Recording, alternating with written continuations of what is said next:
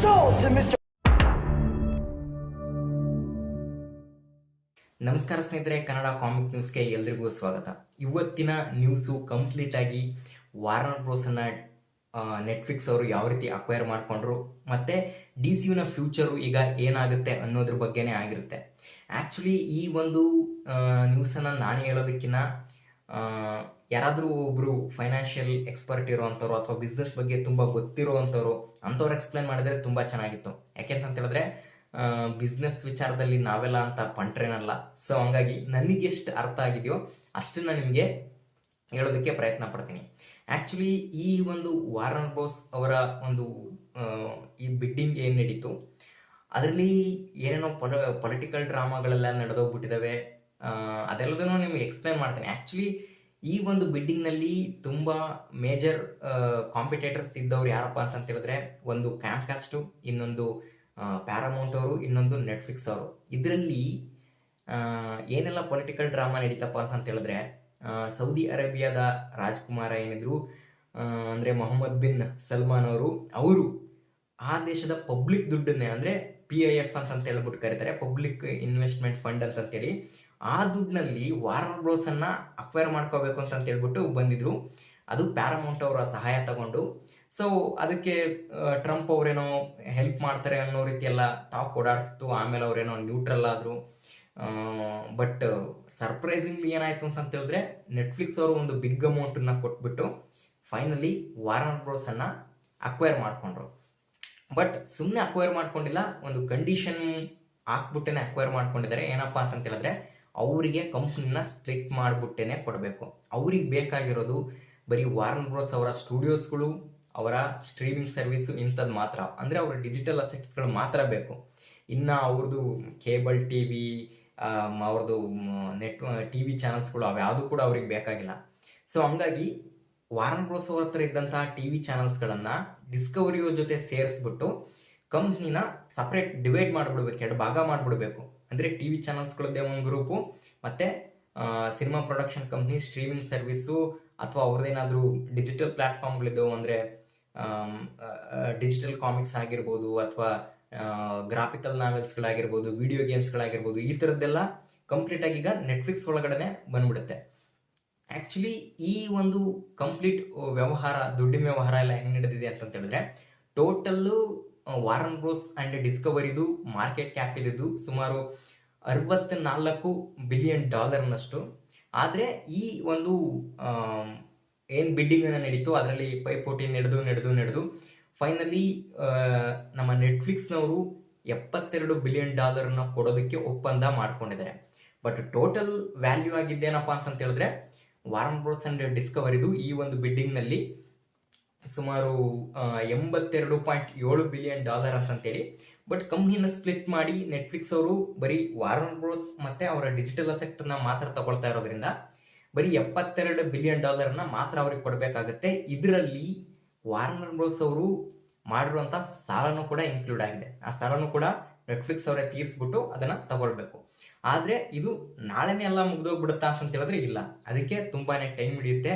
ಮುಂಚೆನೇ ಹೇಳ್ದಂಗೆ Warner bros ಮತ್ತು ಡಿಸ್ಕವರಿ ಎರಡನ್ನೂ ಕೂಡ ಸಪ್ರೇಟ್ ಮಾಡಿಬಿಟ್ಟು ಆ ಕಂಪ್ನಿ ಲೀಗಲ್ ಪ್ರೊಸೆಸ್ಸು ಅದು ಇದು ಏನೇನೋ ಎಲ್ಲ ಇರುತ್ತೆ ಅದೆಲ್ಲದನ್ನು ಕಂಪ್ಲೀಟ್ ಮಾಡಿ ಈ ಒಂದು ಆಕ್ವಿಸಿಷನನ್ನು ಮುಗಿಸೋಷ್ಟೊತ್ತಿಗೆ ಸುಮಾರು ಮುಂದಿನ ವರ್ಷ ಅಕ್ಟೋಬರ್ ಸೆಪ್ಟೆಂಬರ್ ತನಕನೂ ಆಗಬಹುದು ಅಂತಂತೆಲ್ಲ ಹೇಳ್ತಾ ಇದ್ದಾರೆ. ಅಲ್ಲಿವರೆಗೂ ವಾರ್ನರ್ ಬ್ರೋಸ್ ಮತ್ತು ಡಿಸ್ಕವರಿ ಹಂಗೆ ಇರುತ್ತೆ. ಬಟ್ ಆ ಕಂಪ್ನಿ ಒಳಗಡೆ ವರ್ಕ್ ಮಾಡೋರು ಮಾಡ್ತಾನೆ ಇರ್ತಾರೆ. ಆದರೆ ಅದನ್ನು ಬೇರೆ ಬೇರೆ ಕಂಪ್ನಿನ ಸಪ್ರೇಟ್ ಮಾಡೋದಕ್ಕೆ ಬೇರೆ ಲೀಗಲ್ ಟೀಮು ವರ್ಕ್ ಮಾಡ್ತಾ ಇರುತ್ತೆ. ಆದರೆ ನಮಗೀಗ ಇರುವಂಥ ಕುತೂಹಲ ಏನಪ್ಪ ಅಂತ ಹೇಳಿದ್ರೆ, ಹಂಗಾದ್ರೆ DC ಫ್ಯೂಚರ್ ಏನು? ಜೇಮ್ಸ್ ಗನ್ನು ಮತ್ತು ಪೀಟರ್ ಸಾಫ್ರಾನು ತಲೆ ಮೇಲೆ ಟವಲ್ ಹಾಕೊಂಡ್ಬಿಟ್ಟು ಮನೆಗೆ ಹೋಗ್ತಾರ? ಮತ್ತೆ ನೆಟ್ಫ್ಲಿಕ್ಸ್ ಅವರು ಝ್ಯಾಕ್ ಸ್ನೈಡರ್ ಅವರನ್ನ ತಂದುಬಿಟ್ಟು ಏನದು ಸ್ನೈಡರ್ ವರ್ಸನ್ನು ಕಂಟಿನ್ಯೂ ಮಾಡ್ಕೊಂಡು ಹೋಗ್ತಾರ ಅಂತಂತೇಳಿ ಹಂಗೆಲ್ಲ ನಾವು ಏಕದಮ್ ಆಸೆ ಪಡೋಕ್ಕಾಗಲ್ಲ. ಸ್ವಲ್ಪ ಟೈಮ್ ತಗೊಳ್ಬೇಕಾಗತ್ತೆ. ಯಾಕೆ ಅಂತಂತ ಹೇಳ್ತೀನಿ. ಮುಂಚೆನೇ ಹೇಳ್ದಂಗೆ ಇದು ತುಂಬ ಬೇಗ ನಡೆಯುವಂಥ ಪ್ರೋಸೆಸ್ ಅಲ್ಲ. ಬರೀ ಈ ಕಂಪ್ನಿನ ಸ್ಪ್ಲಿಟ್ ಮಾಡುವಂಥ ಪ್ರೋಸೆಸ್ಸೇ ಇವ್ರದ್ದು ಮುಂದಿನ ವರ್ಷ ಅಕ್ಟೋಬರ್ ಸೆಪ್ಟೆಂಬರ್ವರೆಗೂ ನಡೀತಾ ಇದೆ ಅಂತ ಹೇಳಿದ್ರೆ, ಇನ್ನು ಕಂಪ್ಲೀಟಾಗಿ ವಾರ್ನರ್ ಬ್ರೋಸ್ ಅವರು ಮಾಡ್ಕೊಂಡಿರೋಂಥ ಪ್ಲ್ಯಾನ್ಸ್ಗಳು ಅವರು ಆಲ್ರೆಡಿ ಅಂದರೆ ಬುಕ್ ಮಾಡ್ಕೊಂಡಿರೋಂಥ ರಿಲೀಸಸ್ ಡೇಟ್ಸ್ಗಳು ಆಗಿರ್ಬೋದು, ಅವರು ಪ್ರೊಡಕ್ಷನ್ನಿಗೆ ಕೈ ಹಾಕಿರುವಂಥ ಸಿನಿಮಾಗಳಾಗಿರ್ಬೋದು, ಅವೆಲ್ಲವನ್ನೂ ಕಂಪ್ಲೀಟ್ ಮಾಡಿ ಡಿಸ್ಟ್ರಿಬ್ಯೂಟ್ ಮಾಡಿ ಮುಗಿಸೋದಕ್ಕೆ 2029 ಟೈಮು.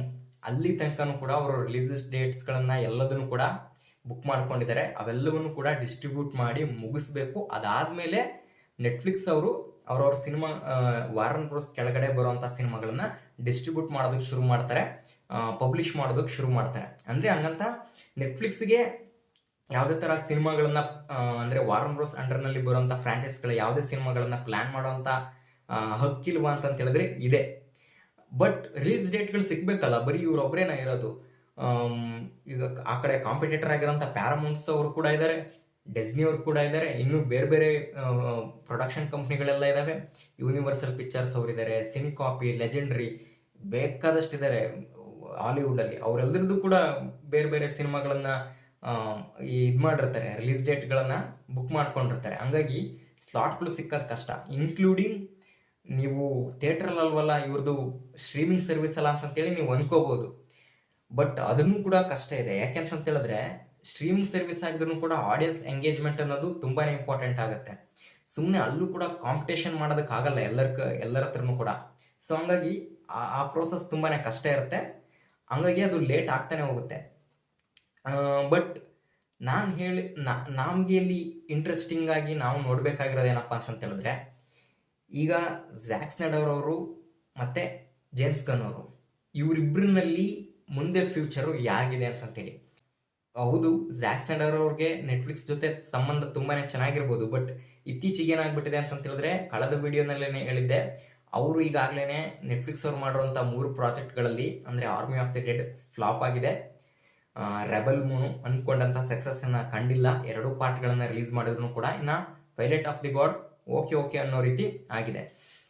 ಆ್ಯಕ್ಚುಲಿ ಅವರು army of the dead cinema ಏನಿತ್ತು ಅದರದ್ದು spin off planet of the ಡೆಡ್ನ ಮಾಡಬೇಕಾಗಿತ್ತು. ಬಟ್ ಅದನ್ನು ನೆಟ್ಫ್ಲಿಕ್ಸ್ ಅವರು ಕ್ಯಾನ್ಸಲ್ ಮಾಡಿ ಹಾಕಿದ್ದಾರೆ. ಹಂಗಂತ ಅವ್ರ ಸಂಬಂಧ ಅಳಿಸೋಗಿದೆಯಾ ಅಂತ ಹೇಳಿದ್ರೆ ಹಂಗೂ ಅಲ್ಲ. ಆ್ಯಕ್ಚುಲಿ ಅವರು ಲಾಸ್ ಆಂಜಲಸ್ನಲ್ಲಿ ಒಬ್ಬ ಡಿಟೆಕ್ಟಿವ್ ಪೊಲೀಸ್ ಆಫೀಸರ್ನ ಒಂದು ಕಥೆಯನ್ನು ಡೆವಲಪ್ಮೆಂಟ್ ಮಾಡಿ ಅದನ್ನೇ ಝ್ಯಾಕ್ ಸ್ನೈಡರ್ ಅವ್ರಿಗೆ ಡೈರೆಕ್ಷನ್ ಮಾಡೋದಕ್ಕೆಲ್ಲ ಕೊಡ್ತಾ ಇದ್ದಾರೆ. ಸೊ ಹಂಗಾಗಿ ಒಂಥರ ಮೆಸ್ಸಿ ಆಗಿದೆ ವಾರನ್ ಬ್ರೋಸ್ ಮತ್ತು ಈ ನೆಟ್ಫ್ಲಿಕ್ಸ್ ಮತ್ತು ಝ್ಯಾಕ್ ಸ್ನೈಡರ್ ಅವರ ರಿಲೇಷನ್ಶಿಪ್ಪು. ಬಟ್ ಇನ್ನೊಂದು ಕಡೆ ಜೇಮ್ಸ್ ಗನ್ ವಿಚಾರಕ್ಕೆ ಬರೋದಾದರೆ, ಅಲ್ಲೂ ಕೂಡ ಆ ವ್ಯಕ್ತಿ ಕಂಪ್ಲೀಟ್ ಆಗಿ ಸಕ್ಸಸ್ಫುಲ್ ಆಗಿ ಒಬ್ಬ ಸ್ಟುಡಿಯೋನ ರನ್ ಮಾಡೋವಂಥ ವ್ಯಕ್ತಿ ಅಂತೇಳಿ ಇನ್ನೂ ಪ್ರೂವ್ ಮಾಡ್ಕೊಂಡಿಲ್ಲ. ಅಂದರೆ ನೀವು ಹೇಳ್ಬೋದು, ಈಗ ಯಾವುದು ಕ್ರಿಯೇಚರ್ ಕಮಾಂಡರ್ಸ್ ಆಗಿರ್ಬೋದು, ಸೂಪರ್ ಮ್ಯಾನ್ ಆಗಿರ್ಬೋದು, ಅಥವಾ ಪೀಸ್ ಮೇಕರ್ ಆಗಿರ್ಬೋದು, ಚೆನ್ನಾಗೇ ಬಂದಿದೆಯಲ್ಲ ಬ್ರೋ, ಏನಿದು ಪ್ರಾಬ್ಲಮ್ ಅಂತಂತೇಳಿ. ಬಟ್ ಪ್ರಾಬ್ಲಮ್ ಇರೋದೇನೆ ಅಲ್ಲಿ. ಆ 3 ಪ್ರಾಜೆಕ್ಟ್ಗಳಲ್ಲಿ ಕಂಪ್ಲೀಟ್ ಆಗಿ ಜೇಮ್ಸ್ ಗನ್ ಅವರು ಇನ್ವಾಲ್ವ್ ಆಗಿದ್ದಾರೆ.